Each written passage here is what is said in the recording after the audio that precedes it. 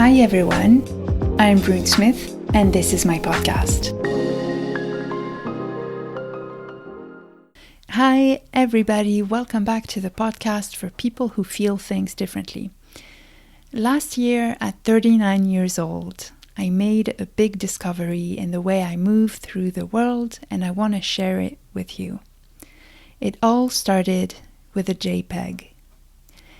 For most of my life, I felt different, but I was also brought up to be hyper-adapted and hyper-vigilant, which means I got very good at hiding my true self in order to fit in. But really, really good. So for example, as a kid, I skipped first grade and then I was always first or second in my class. I genuinely loved school so much, but after being bullied for being a nerd, which I now claim proudly, I toned it down and aimed for average grades so I could make friends. So I made friends, but I still felt different in a way I couldn't really grasp. I often felt overwhelmed in social settings. I felt drained and definitely misunderstood. The only thing I could pinpoint to explain that feeling or those feelings was the fact that I am an introvert. That means that being in contact with a lot of people makes me lose energy, and the way I recharge my batteries is mostly in solitude. Beyond that, I believed with all my heart that I was like most people, and that any deep discomfort or suffering from my environment was just proof that I wasn't trying hard enough, that I was weak and weird and too sensitive. There's this bit in Hannah Gadsby's stand-up show Nanette that came out in 2019 on Netflix where they say, "When someone tells me to stop being so sensitive, I feel like a nose being lectured by a fart, not the problem." In that show, they are more referring to being called sensitive to a subject, but still, that resonated. I came across the term highly sensitive person in my 20s when I lived in Paris. I did recognize myself in that back then, but I quickly shut it down because it all sounded like a weakness. So I forgot about it. I kept living my life, trying and failing to belong, or succeeding but cringing inside.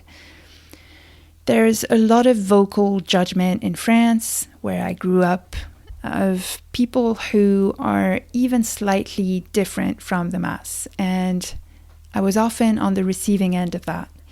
In spite of my best efforts to blend in, even in my 20s, while I did love dancing, I also liked deep conversation when everyone was partying. I liked thinking creatively when others didn't seem interested, and so on. And then at 32, I moved to Canada, where all of a sudden, I no longer had to explain myself to anyone. It was wonderful. I could just be. And I found my people pretty quickly. Canada is a work in progress, but compared to France, it's a super evolved society when it comes to topics such as mental health, caring for one another, social justice, anti-racism, inclusivity, LGBTQIA+, intersectionality, and all of that stuff. They have language for those things, and they have more years of discourse and activism in those topics that makes it so that they're just more advanced. I lived in Canada for 5 years, and I just assumed that the whole Western world had evolved to that level when it came to those subjects. But then, life brought me back to Europe in 2022. Dun dun dun. I didn't move back to France. I find it too confrontational a culture, but I landed not too far in Belgium, in Brussels. And I started to hear judgment and preconceptions that I hadn't heard in a long time. Not necessarily about me, but just casually in conversations, I heard things that shocked me and that felt antiquated when it came to gender roles and mental health stigma and blatant racism. I started feeling uncomfortable again, like I was weird again. Fast forward 1 year, I was scrolling on Instagram early last summer, a couple months before I left social media, and I came across this image, this JPEG, that was a drawing of a purple umbrella against a black backdrop. On the umbrella was written, "The neurodivergent umbrella." And under the umbrella, under the purple part, was a bunch of words and acronyms. Some of them I knew, some of them I didn't. I want to take a second to give a shout out to Sunny Jane Wise, the creator of that image, and you can find them at livedexperienceeducator.com. I'll put the link in the show notes. So the words and acronyms that I did recognize were ADHD, BPD for borderline personality disorder, PTSD, CPTSD for complex PTSD, OCD, bipolar, autism, sensory processing, dyslexia, dyspraxia, epilepsy, TIC disorders, schizophrenia, Down syndrome, and synesthesia. Among those, the first thing that stood out to me was that a lot of the people I related to the most were under there. For example, several of my closest friends have ADHD. A couple of my friends had recently self-diagnosed as having autism. My sister, who had passed away in 2015, had been diagnosed with symptoms of bipolar, borderline personality disorder, and schizophrenia. And then my attention was drawn to PTSD and CPTSD, where I recognized myself. I'd been diagnosed and treated for PTSD 2 years after my sister's death, and I had self-diagnosed with complex PTSD a couple years later. And I wondered, if I am cured of PTSD and I don't have an official diagnosis for complex PTSD, do I still belong under the umbrella? There was something inside of me that really wanted to, because it just made sense to me, and it would explain at last why I had always felt different in the way I functioned and the way my nervous system processed my environment. But I also felt like I had to ask for permission, like, can I get in under there with you guys?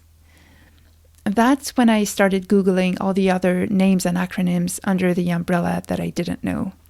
One of them was HSP, and when I Googled it, I realized it was highly sensitive person. And this time, I looked at it more closely than I had in my 20s. So, on Wikipedia, HSP redirects you to sensory processing sensitivity, and it says, quote, sensory processing sensitivity, or SPS, is a temperamental or personality trait involving an increased sensitivity of the central nervous system and a deeper cognitive processing of physical, social, and emotional stimuli.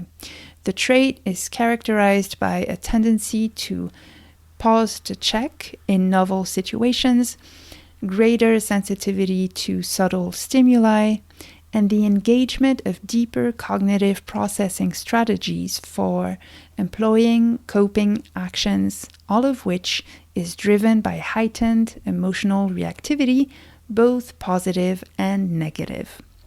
A human with a particularly high measure of SPS is considered to have hypersensitivity or be a highly sensitive person, or HSP. I took that in. That was totally me. And as I sat with that, I also read the asterisk at the bottom of the JPEG that said, non-exhaustive list. So the neurodivergent umbrella was non-exhaustive. It all started to click because of 3 things. Number 1, yes, I do belong under the neurodivergent umbrella, if only for the fact that I have sensory processing sensitivity, which is why I often feel assailed by my environment, whether it's bright lights or too much noise or vibration in the ground from construction work nearby. And after a few weeks, I decided that just like people with autism wear headphones sometimes to protect themselves from sensory overload, I realized I could do the same.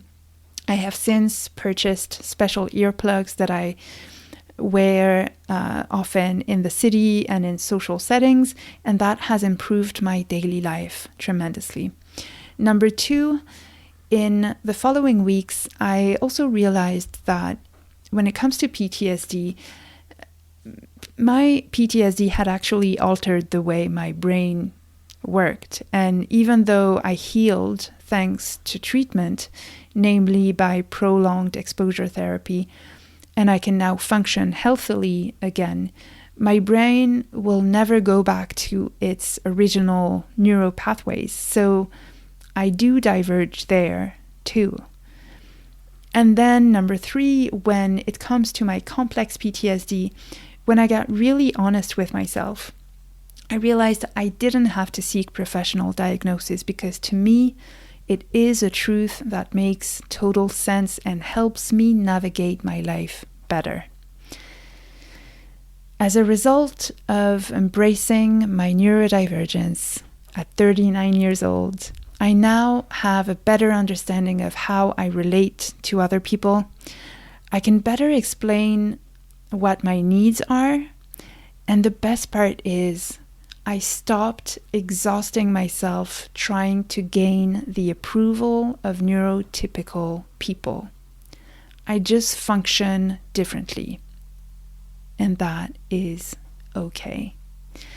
Before I leave you, I want to read you the caption by Sonny Jane Wise under the JPEG of the neurodivergent umbrella. It reads, quote, "A few things to remember. 1. Neurodivergent refers to anyone whose mind or functioning diverges from dominant societal norms, standards, and expectations. Number 2, neurodivergent was created by Kesiane Asasumasu, a biracial, multiply neurodivergent activist, while neurodiversity was created by Judy Singer, a sociologist. Number 3, neurodivergence can be innate or acquired. It doesn't matter how you came to diverge, it just matters that you do diverge. Number 4, neurodivergent is a term that exists in opposition to disorder because it's about acknowledging that we aren't disordered, we diverge. Number 5, neurodivergent is not a medical or clinical term, it's an identity. So as a result, we do not say neurodivergent condition, neurodivergent diagnosis, or someone with neurodivergence, but instead we say neurodivergence, someone who is neurodivergent, and they are neurodivergent. You can also find that image on Google Images just by typing the neurodivergent umbrella. I forgot to say end quote. And then, For those of you who are subscribed to my weekend newsletter where I summarize the episodes of the week, I'll put the image of the neurodivergent umbrella in there this weekend.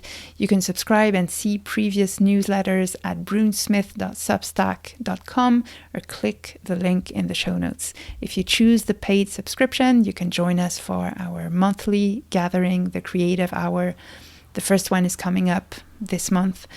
If you enjoyed this episode, please send it to a friend. Don't forget to subscribe or follow the podcast wherever you're listening.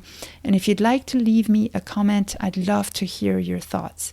You can do so under this episode at brunsmith.substack.com or click the link in the show notes. Thanks so much for listening. And until next time, let's do things differently.